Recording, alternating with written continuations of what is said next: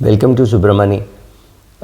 Recently, Naren of ICICI Prudential came out with a view that he views the debt market as a better place to be in, at least for the next couple of years, after which maybe you could shift that same money into equities. I don't know what is the view that you have.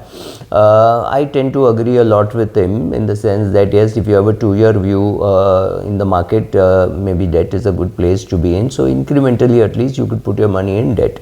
Am I doing that? The answer is no, but I'm anyway investing in debt, which is a guilt thing because I don't want to take credit risk. So I have invested in credit risk funds. I have invested in one single gilt fund, which is the Nivesh Laksh of Nippon, where I know that I'm going to touch this only in 2045. But if you have that clarity, maybe you should put into a fund which will take a lot of losses on the way, because we are in 2022, we are talking of 23 years later. What is going to happen, we have no clue, but I am doing a SIP in that fund. That is my exposure to debt, apart from of course the one credit risk fund in which I put money, and my PPF, etc. My PPF, my wife's PPF, where invariably we put 12,500 per month. Every month 12,500 goes there automatically. Instead of 1,50,000 at the beginning of the year, I could do that also, but this has become a habit. So that is largely my exposure to debt, and I don't need more exposure than that. How much money do I have in debt? I have at least say 10 years expenses in debt. So that to me is more than sufficient. Because I am what I would call a dividend aristocrat. I live off my dividend aristocrat list.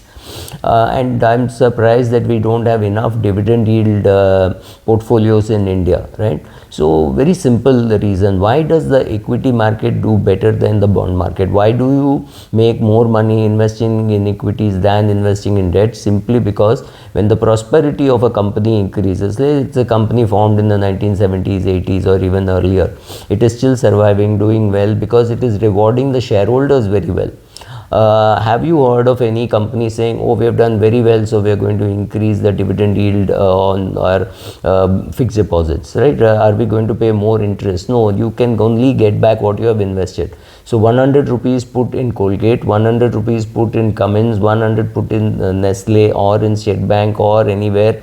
If you put as a deposit, all you will get back is 100, immaterial of how the company is doing. So why do you benefit as an equity holder? Because of the risk that you take and the fact that the money that is there in the company also compounds, and that comes back to you as higher dividend. So I would be very happy to launch a fund which says, okay, we will invest only in companies which pay an X amount of dividend. And in this company I will have a very low AMC charges, because that charges look like a percentage of the dividend. Will I be encashing those units ever? No, I will not, but I want them to be running it like the way they run Berkshire Hathaway. It receives a lot of dividend but doesn't pay dividend. Whenever I want money, I will go and redeem those units. Why should I be in anything other than a growth option, right? So my argument against debt or my argument for equity should not be construed to think that I am terribly against debt. Like I said, I have some money in debt, and I do think that debt will give good returns. Maybe Naren's view is over 2-3 years it will happen. Let us assume for a minute over the next 5 years debt gives better returns. So debt, let's say debt gives you 8%, 8%, 8%, 8% compounded. So it gives you a good return over the next 5 years. And equity gives you say 5, 4, -1. But 1 year when debt is giving you 8%, equity will give you 27% or some 34% or 41% or something sensational like that, and compensating for the last 4 years of underperformance.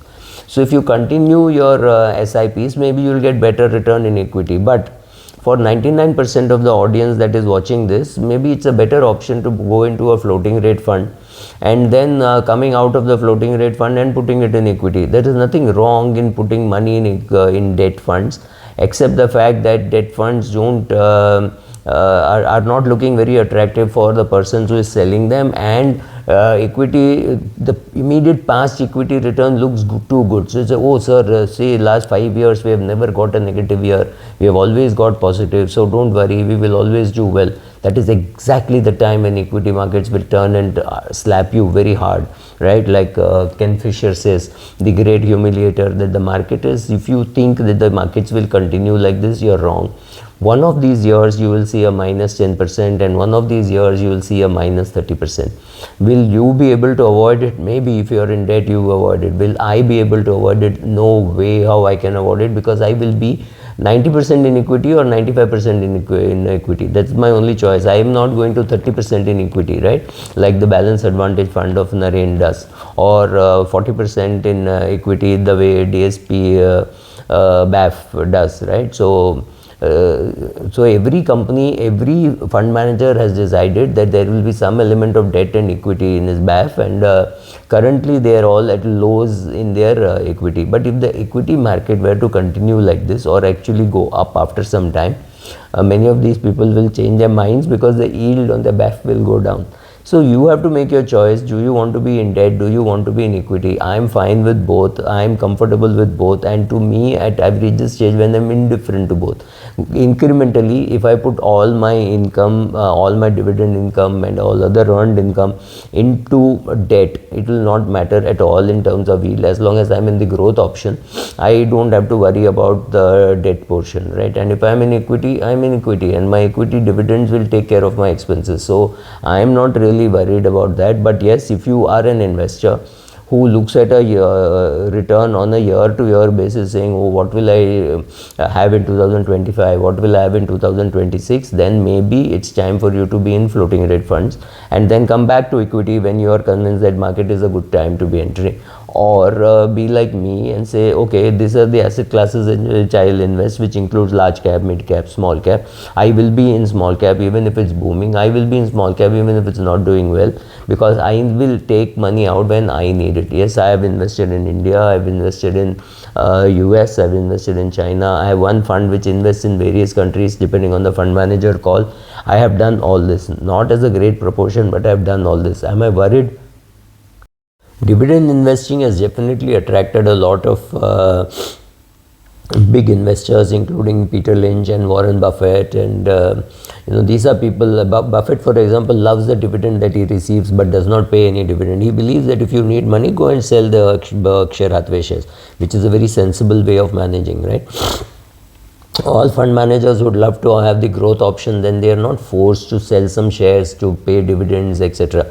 Because SEBI can come out with a funny rule saying you should have earned so much money and you only 80% of that you can distribute, or 40% you can distribute. You never know what kind of rules they can come up with. So if you're in growth option, the fund manager is under no pressure. So there are lists of companies which pay a lot of dividends. So I think US has something like a dividend champions list, which has 407 companies.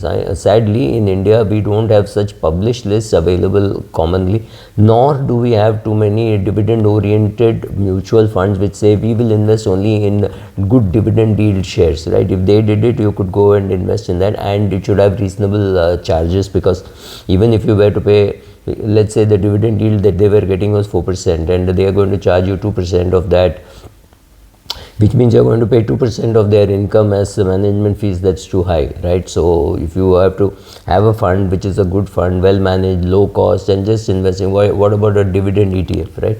Invest only in companies which pay good dividends, and invest in, say, 100 companies. You don't want to take any concentration risk.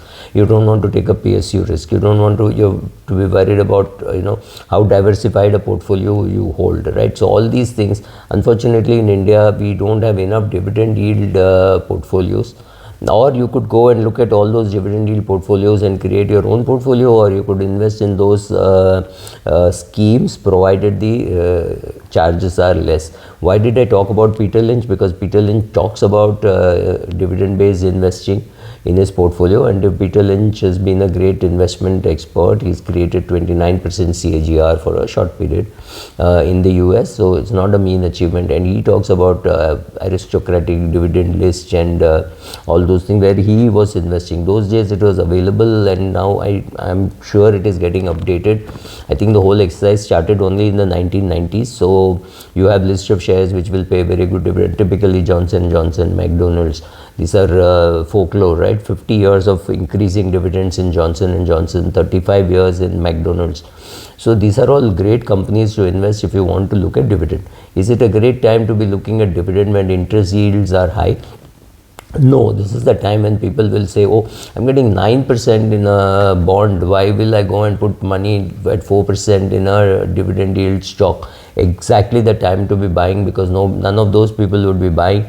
So if you can get good dividend yield stocks at 4% or 3% or 5%, I think maybe you should invest, provided the PE is attractive for you. So have I confused you? If the answer is yes, I've done my job. Thank you.